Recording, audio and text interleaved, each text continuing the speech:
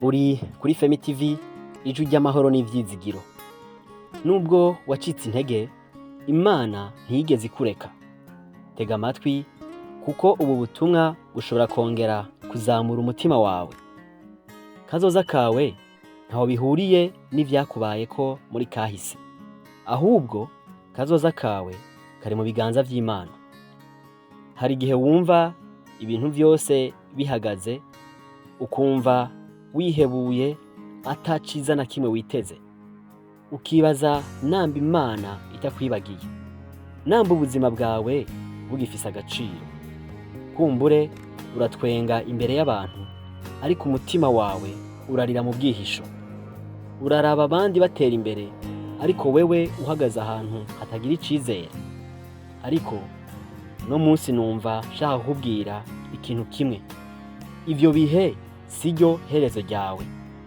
Ndaje mubwire inama zitanu zikomeza umutima wawe, zigusubizemwo intege, wongere ugire ivyizigiro vyo kubaho, kandi wumve ko uri uw'agaciro kadasanzwe mu nyonga z'Imana. Inama ya mbere: ububabare bwawe ntibugena aho uzogera.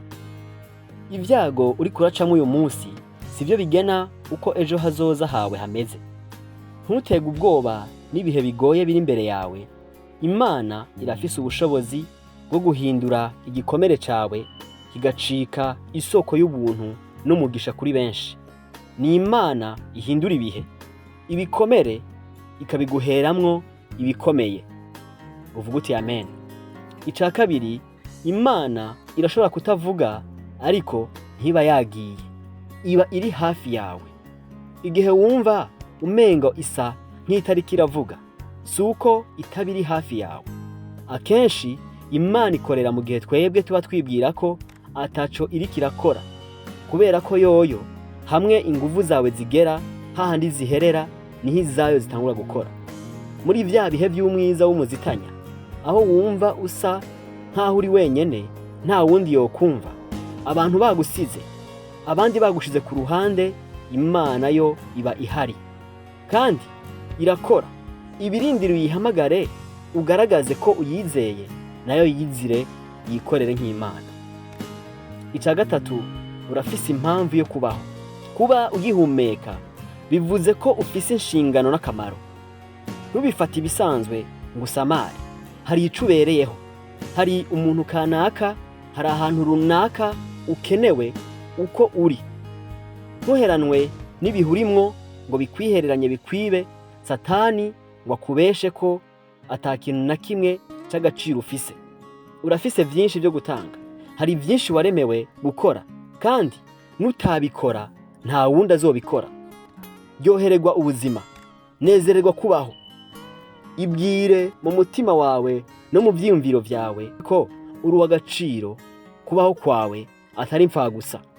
Ica kane: tangura buhoro buhoro, tera intambuko za mbere.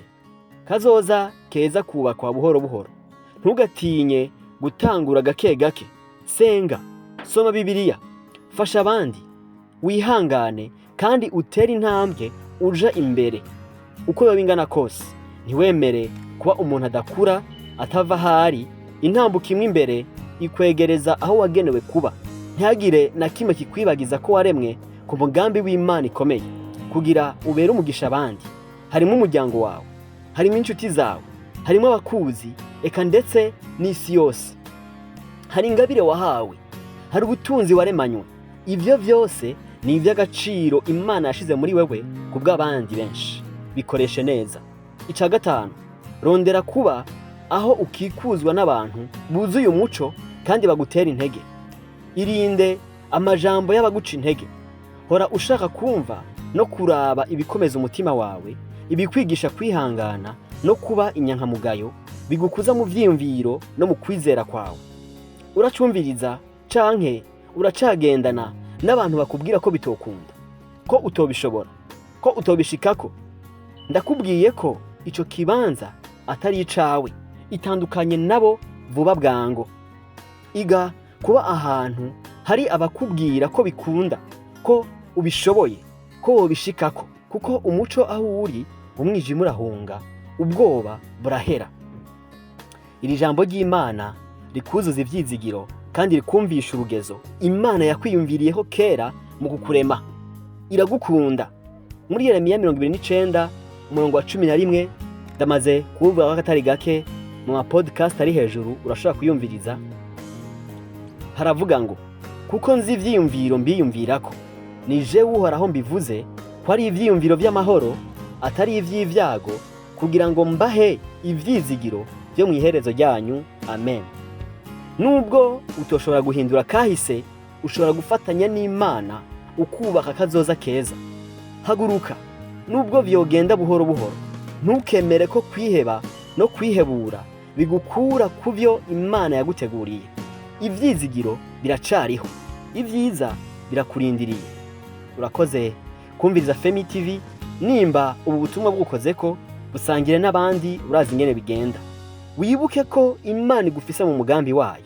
Ejo hawe ni heza kuko Imana iri kumwe nawe.